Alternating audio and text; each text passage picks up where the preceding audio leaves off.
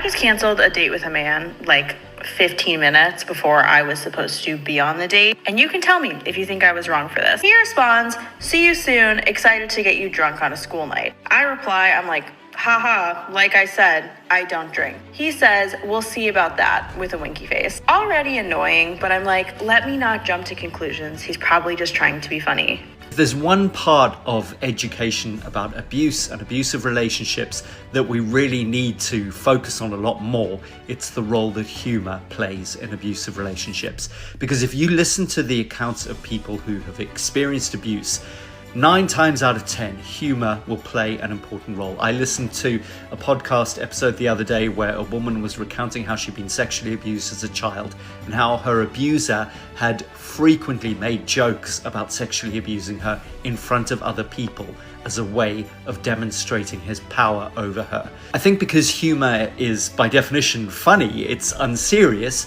we don't take it seriously, and we forget that human beings evolved humor for very serious social reasons. We know some of those reasons for things like bonding. You know, you talk to your friends and you connect with them when you have a shared sense of humor. You can diffuse tension with humor. You can show intelligence. You can cope with suffering. You can make morbid, dark humor jokes about death and things like that. But a very important part of humor is exploring taboo ideas. Testing the waters. You can think of humor as a kind of social laboratory.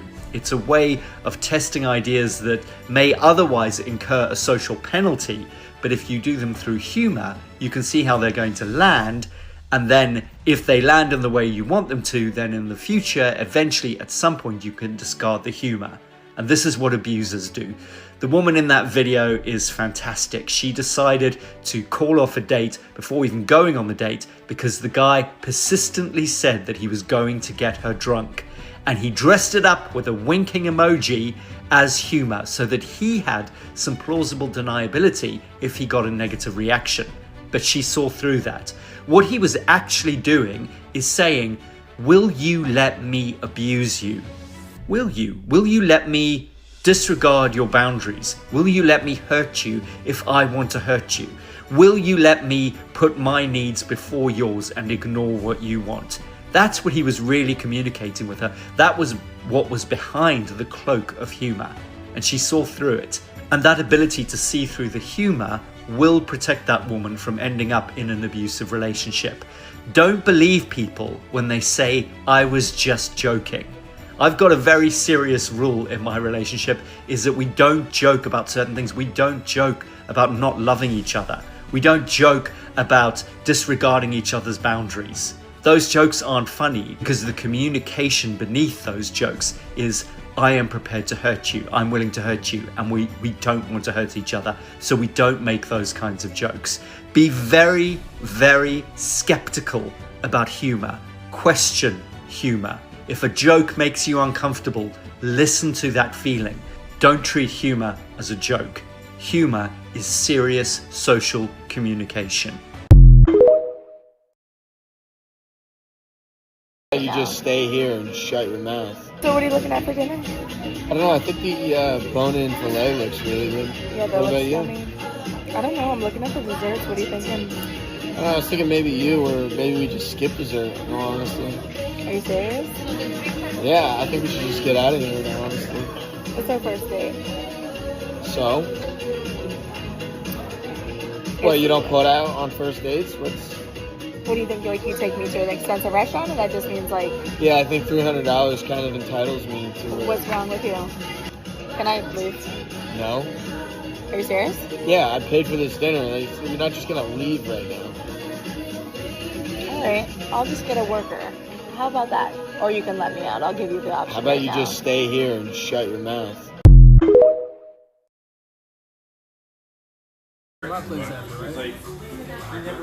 No.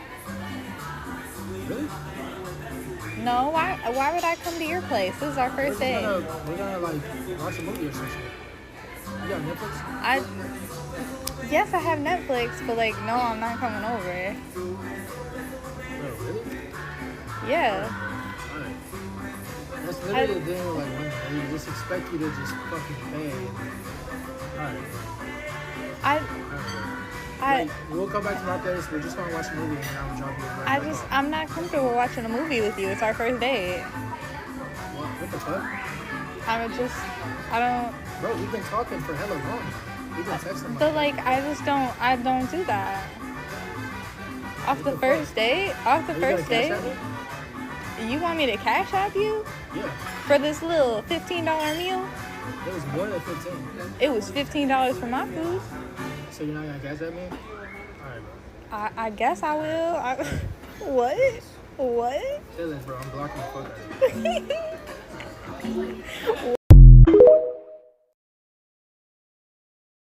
Exclusive, but Can I just ask you, what is the difference between exclusive and boyfriend and girlfriend? there's a talking stage, then we become exclusive, and then we're dating. Okay, so in my head, I would have just assumed if you're saying that you're in love with me, that we would have just been boyfriend girlfriend. No? Okay, then do you want to be my girlfriend, or like Respectfully, at this point, I think we should just call it quits. I just have like this gut feeling right now, and I think it's better if we just part amicably.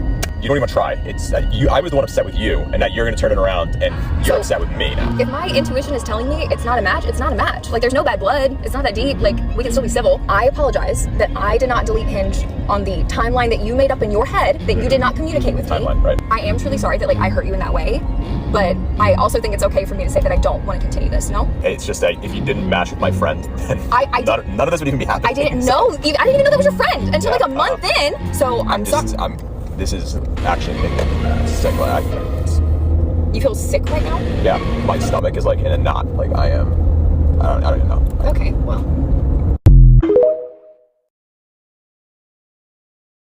I overheard a group of men talking about the worst dates they've ever been on, and these men each said the worst thing that's ever happened to them on a date, the worst thing, was when they showed up and the girl was a little bit fatter than she was in her Tinder profile pictures. So then I started to think about the worst thing that's ever happened to me on a first date, and I think it was the time I showed up and my date casually mentioned that he had been recently released from federal prison because he had a fun little habit where he liked to break into businesses in Oregon, rob them blind, and then cross state lines into Washington and set up an underground market situation, sell everything. He got caught, spent 5 years in prison, and that's where he found Jesus. And then he noticed that I kept receiving text messages from a friend because women have to do this super fun thing on dates where we check in with a loved one every 45 minutes to let them know we're still alive. And I said, oh, please excuse me while I respond to my friend and let them know I'm okay and not, the leading lady in the next horrific Netflix documentary. Then he made a graphic joke about schmurdering me. It was so graphic, it made the bartender who was shaking a cocktail put everything down and slowly turn and look at me like...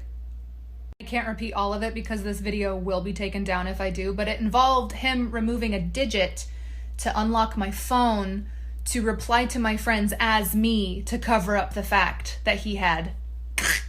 At that point, I was so shocked and terrified that I entered the freeze state of a trauma response, and I didn't know what to do. I was too scared to leave because I was worried he would try and follow me home, but his card got declined, so he went over to his truck to find a different form of payment, and the bartender came over to me and said, "This guy seems really dangerous. I think you should leave. I will help you go out the back entrance so he doesn't see you. I want to make sure that you make it home safely tonight, but you have to leave now." After that, I blocked him, reported him on Hinge, and didn't go on another date for 6 months after that.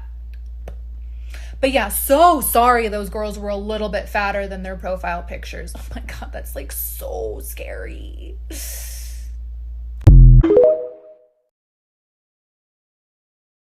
I posted a video talking about how a man respected my boundaries and treated me well. And every single man in the comments was saying either I'm lying about the story, or the man is actually married and taking a break from his wife, or he's cheating on somebody else to treat me well. That means the men are saying this because they don't believe there's good men. Because why, when I say I was treated well by a man, every single man is saying, no, something's wrong here. That can't be right. I beg your finest pardon. I believe them. I believe the men. I say, hey, a man treated me well, and no man believes it's true. I think that's a sign. I think that's a sign. She did a story time talking about she was bored. She swore she wasn't going to use dating apps again, but she realized all she does is go to work and come home. So she decided to download Hinge.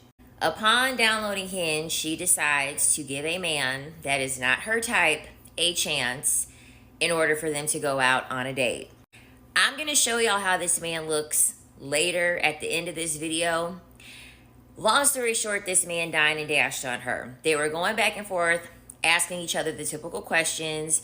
Where are you from? What do you do for work? And she said that once she mentioned what her job profession was, she said already the guy was real nervous. Like, he was real nervous, and she had to calm him down a lot during the date. Once he had asked her what her job profession was, she was very vague with what her job profession was. So she didn't say exactly what she did. I think she just said, like, you know, the general idea of what she does for a living. She said that the man became like super nervous at that point. He excused himself to go to the restroom. And then the waitress came over to her, because at this point all they ordered, she ordered a wine, he ordered a Guinness. So like, he dined and dashed on her within 15 minutes. But essentially he went to the bathroom to excuse himself. Then the waitress comes up to her and says, hey, I just want to let you know that your date left. He had an emergency. Your boredom as a woman is going to always be an invitation for men to be able to traumatize you. Every single time. If you are a woman who your mindset is only going to have your boredom be fulfilled if a man is in your life, you're signing up to be traumatized. Okay, I guarantee you. You are signing up for a man to come in and ruin your life simply because you're bored.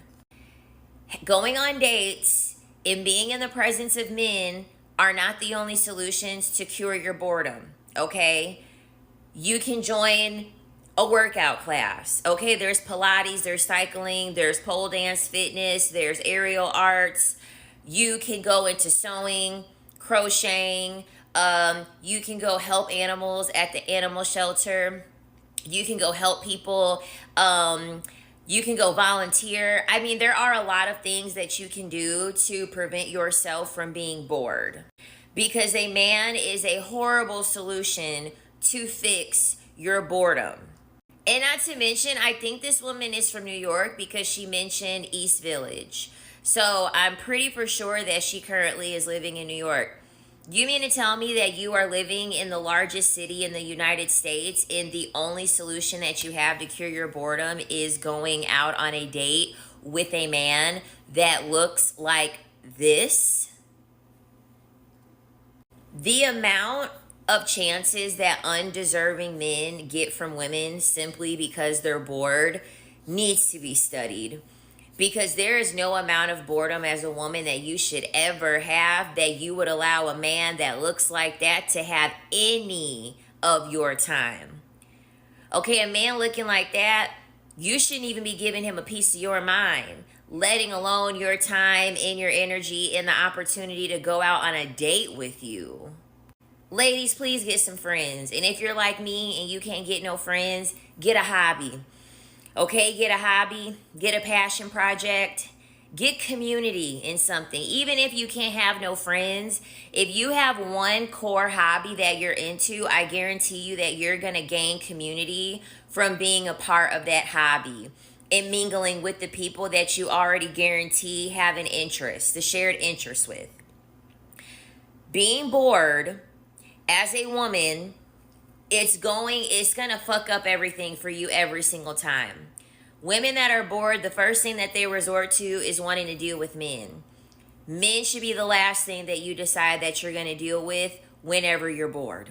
There are 80,000 other things that you can do with your boredom. You couldn't plan a trip and go on a trip somewhere.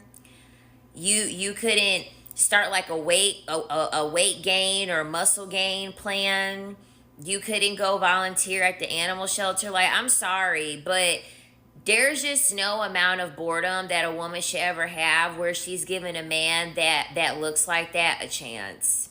Like, and then she realized that it was all these things. He has like an AI generated personality, and he relies on AI for comfort, because essentially the woman ended up like doing some deep digging and like some deep investigating. And I think she also said that like he's low key like corn addicted too, something along those lines. But yeah, ladies, please don't allow yourself to have your boredom be the reason why you're getting dined and dashed on, okay? A man is going to traumatize you every time you go to him to cure your boredom. Do you guys want to hear a story about a guy that I went on a date with who watched every single one of my TikToks and basically learned my entire life and all my interests, and then used it in conversation to make it seem like we were super compatible, and then just asked me to help him with his TikTok page? Do you guys want to hear that story? It just happened this morning, and I was debating on posting this because I know that he's gonna fucking watch it because you're a fucking creep, but I decided that I'm gonna do it because if you want to make content, I'm gonna make content out of you. So basically what happened is I met this man like a month ago on a dating app, okay? The conversation was fine, and then it died down very fast. That happens on dating apps, so I didn't really think anything of it. A few weeks passed by, and all of a sudden he's sending me like multiple messages a day, and it's nothing crazy. Like at first it's like, oh, how's your day? Oh, like you're really pretty. Oh, I'd love to take you out, like that kind of stuff. And I said, you know what? I really appreciate the effort and that he's like coming back to message me. So let me take him up on the offer. So I said, sure, why don't we get breakfast this morning or brunch or something? And immediately he's like, perfect. And he texted me last night to confirm, and he says to me, hey, I'm all down for like meeting you tomorrow, but I just wanted you to know that I just started fasting and working out, so I can't have a big meal. Mind you, I just posted that I just started my weight loss journey like 2.5 weeks ago. I've lost 11 pounds and I'm fasting, okay? I just posted about that. And at first I was like, oh my gosh, I'm like literally twins. Like that's so cool. We're both doing that. And so I'm like, okay, let's meet at this place and we can just get like something super small, something healthy. And he's like, perfect. Cool. We meet up for the day, and I showed up super early. I think it was like 7 a.m. this morning because I was already up and he was there too. And we get our drinks and we sit down, and immediately I'm like, okay, I'm like, so I know we've already like kind of told each other about ourselves like through, you know, messages and stuff. I'm like, what are you looking for in a person? And immediately he's like telling me about myself. He's like, I would really like a hardworking woman. He's like, I don't really care if like she has kids. If you don't know, I have a son. I have a teenager. He's like, I would love someone that takes care of others. I'm a nurse. And just literally starts telling me about myself. And I'm like, oh my gosh, like this is so crazy. I haven't clocked it yet, okay? Because I'm stupid. Haven't clocked it yet. I'm literally thinking this is organic and that we're compatible and this is amazing. And then we start talking about other non-serious things. And I ask him, I say, what are your favorite TV shows? And he says, Grey's Anatomy, which I post about all the time. And then he says every single anime that I've ever talked about on my page. And so that's when I was like, maybe, I'm like, this is kind of weird, okay? Okay, also, he would not stop talking about Chainsaw Man, which I fucking love. And so I'm like, I'm going to catch this piece of shit in a lie. So I said, oh, like, who's your favorite character? And he literally goes, Chainsaw Man, like, obviously. And he goes, who's yours? And I said, oh, mine's Brody. And he goes, that's literally my dog. That's my sister's dog. Brody is not a character in Chainsaw Man. And he literally immediately is like, oh yeah, like he's so sick. Like this, I actually wanted to bash my head into the fucking table. You're insane. Then we start talking about travel. And I ask him, I say, where's somewhere that you've always wanted to go to? And he says, you know, I've always wanted to go to New York City. I just posted that I went to New York City 2.5 weeks ago. And then this next part is when I knew, and my stomach honestly started hurting because I just felt so uneasy and like violated. I don't even know if that's the right word. But he says, my dream is to go to the New York Public Library and just sit there and read. He's like, I've always thought about it and I feel like it would just change my life. I literally made an entire video talking about how that was my dream and how I got to live it and how I was so happy. And that's when I clocked it. And I don't even know, again, I don't know if the word violated is the right word, because I know that content is public. I know that social media is for everyone. Anyone can consume it. That's why people say, you know, be careful what you post on the internet. But I never in my life thought that my content would be used the way that it's being used in this situation, if that makes sense. And it just felt so gross and wrong. And so that's when, again, I clocked it, and I honestly started getting mad. And he was deep in, like, he is talking about like nursing and psych and working remote, literally every single thing about myself, you guys. And so finally I asked him, I said, you know, what do you think about social media? And he says, oh, like, what about it? And I'm like, oh, I don't know. Like, you know, do you like TikTok? Do you like Instagram? Like, what do you like? And he goes, oh, he's like, of course. Like, I scroll on TikTok all the time. I like Instagram, blah, blah, blah. And I said, oh, yeah. I said, what kind of content do you watch? And so he's telling me that he likes to watch, like, TikToks about how to be a content creator, this, and that. And I'm so pissed off at this point that I'm like, oh, do you watch this creator? And I said my username. And I could tell he like kind of got uncomfortable and like did a double take. And he goes, yeah, he's like, you know, I actually do think, now that you mention it, that your TikToks have like crossed my For You page once or twice, which makes sense because if you have my phone number, like, you know how it says like from your contacts or whatever. So I asked him, I said, is that why like you were persistent and asked me out? Because we had matched a month before that and it was crickets. And then now all of a sudden you are sending me messages every single day trying to meet up with me. And he literally goes, I'm not even shitting you guys. He goes, I'm going to be honest. He's like, I really want to be a content creator. I'm sick of my job.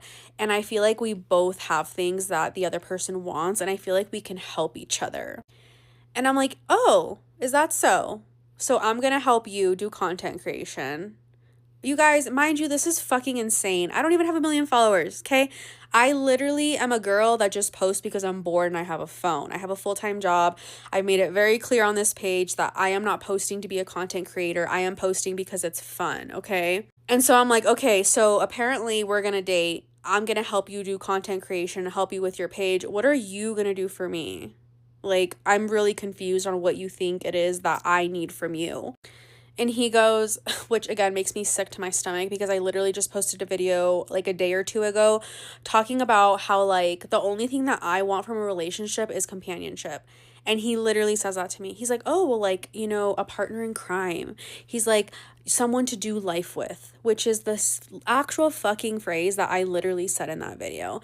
And I actually felt like I wanted to throw up. Like, I just felt so gross and uneasy. That's like the only way I can put it. I felt like I woke up in the middle of the night in the middle of a nightmare and I was in like a pitch black room. That's how I felt. And I just told him, I was like, you know what? I'm like, this was like super inappropriate. You're fucking creepy. I grabbed my phone off the table and I left and I immediately blocked him. And now I'm like overthinking everything. I'm like, anyone can see my TikToks. Anyone can claim to know anything about me and then not really use it against me, but they can use it to their benefit. You know what I mean? And that's honestly really, really scary. Oh, you want to know another absolutely disgusting secret about men? They have a giant group chat that's literally made for evil. And this is, okay, come closer. This is a safety PSA for literally, this is probably happening in multiple cities everywhere, but specifically I heard about this one over the weekend here in the Midwest in Minneapolis. Continuing on the general theme of telling all my ladies in the cities to look out for these crappy men, this weekend my inbox has been flooded with stories from girls. Some guys I know, some guys I don't know. And out of respect and safety, of course, these women's stories are not mine to share, but we now do share the burden of the story, so that's terrific. Some things that exist. One of the things, though, that I had only heard an urban legend, but now have confirmation it's true because many of y'all have seen it, is that these boys have these group chats. I believe they're on Snapchat, right? Because no paper trail. And it's like, you know how women have like the Are We Dating the Same Man groups that have gotten out of hand, so I don't really pay much attention to them anymore. But like the original intentions for those groups was to watch out for other women and like warn them. So boys have a similar thing, except instead of good, they're doing it for evil. And what they do is before or after they hook up with women, they will send photos of these women in these group chats to share with all of the boys. Now, I don't know the details if there's like one really large one or just a lot of little ones, but I will tell you, I heard some of the names of boys I know who are in it, and I was shocked, okay? I did not suspect that. So for the love of God, tell your friends, tell your daughters, check up on your mans, okay? Even if you think you trust them, maybe just like keep a little heads up, because it's not just the photos that like you're sending them that they're sharing. They're taking the photos without your knowledge. And as someone who just started dating seriously again like a month ago for the first time in years, I already don't want to be here. Crazy dating horror stories. I have to tell you guys this one. This is very scary. So went on 3 dates with this guy. First 2 dates, totally normal, no red flags. First date was a coffee date, and then we ended up having lunch later that day. And then the next time was dinner, both totally normal. Third date, he said, hey, let's get some Mexican food. I was like, cool, don't have to tell me twice about some chips and queso and a margarita, let's do it. So we went, had a great evening. The whole time he was talking about his car, how his car is like his baby. I don't know anything about cars, so he was saying what kind of car it was. I had zero idea what that meant. Whatever. It was a flex apparently for him. It was a convertible. That's all that I knew. He talked about it the entire time, how he like built it himself, all those things. So after dinner, he says, hey, would you want to like ride around in my car? He's like, it's a really nice night. It's a convertible. Would love to turn the music up and just have a great time. Now, riding around it with music and the windows down is like one of my favorite things to do in the world. So I was like, yeah, we can do that. That's my third date with this guy. It should be fine. Now, my friends knew that I was on a date with this guy, but did not know like that I would be going anywhere with him, obviously. So I wasn't anticipating like going to a house or anything like that. We get in the car, we're listening to music, all is well. It's been a great evening. Then he pulls into a neighborhood. I was like, where are we going? He said, oh, this is my house. He's like, I have leftover food in the back. I just really want to run it into the refrigerator real quick. I was so uncomfortable because I'm like, no one knows where I'm at. I did not tell them that I was going to somebody's house. So I was like, I would prefer us not. Like, can we just go back and you can just drop me off and then come right back? He's like, no, I'm already here. Like I live 15 minutes away from the restaurant. I don't want to drive all the way back. We're already here. Let me run in. You don't have to come in. Like, okay. So he runs in. I sit in the car. 10, 15 minutes later, this man is still not out. I'm texting him from outside in the car like, hey, is everything okay? He finally calls me and he's like, hey, you should just come in. My dog is having some trouble. I think she ate something bad. Come in and just like stay with me for a few minutes and then we'll go. I'm like, okay. If I could go back and shake myself and tell myself absolutely not run, I would, but I did not. At the time, I was too much of a people pleaser and I was afraid to say, hey, I just don't feel comfortable with this. So I went along with it to be nice. I go inside and there is 2 wine glasses full of wine. And this was like the 4th red flag. I was like, hey, I don't really feel comfortable getting drunk or like drinking a lot. Thank you so much though. He gets so mad. What do you mean? Do you think I'm gonna like do something to you just because you're drunk? Sir, why is that your first thing to say? That's strange. So I just said, no, thank you. I'm good. Guys, this date gets scary and weird and awful and all the things. So, but it's getting long. We're gonna make a part 2. So follow along for part 2.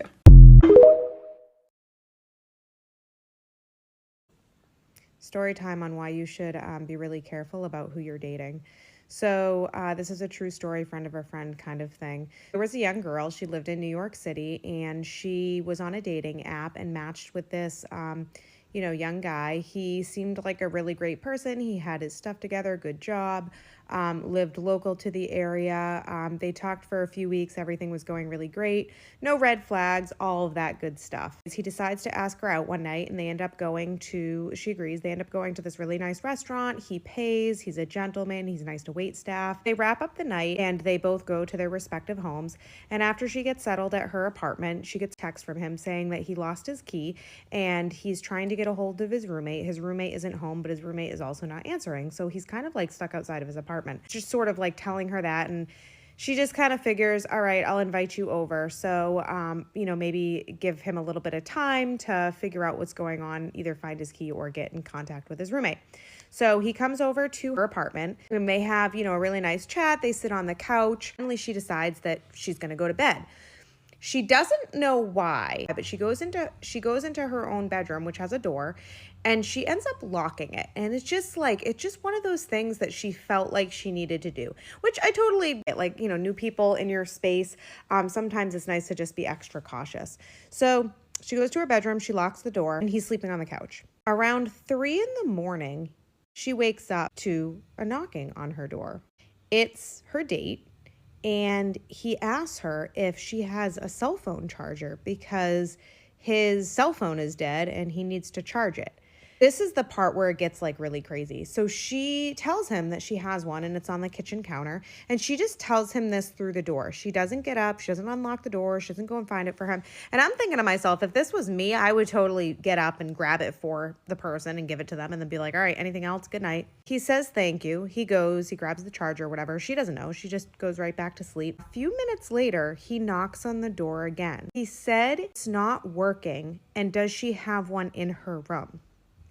At this point, she's thinking that there's something up. She decides to call the police, which, once again, good for you, girl, for having the instinct to connect with the police. The police show up to the apartment. They knock on the door. She hears some commotion going on. And then she gets a knock on her bedroom door, because mind you, she hasn't come out this entire time. And it's a police officer. And he said, we've cleared the apartment. We have him in custody. We really need you to come out of your room so you can take a look at your apartment. She opens the door and walks out, and she sees that her entire living room is plasticed. And there is a set of power tools sitting on the floor. This girl, because of her instinct to not open the door to a weird request for a phone charger in the middle of the night, saved her. Before you decide to take someone home or let them stay at your place, think twice about it.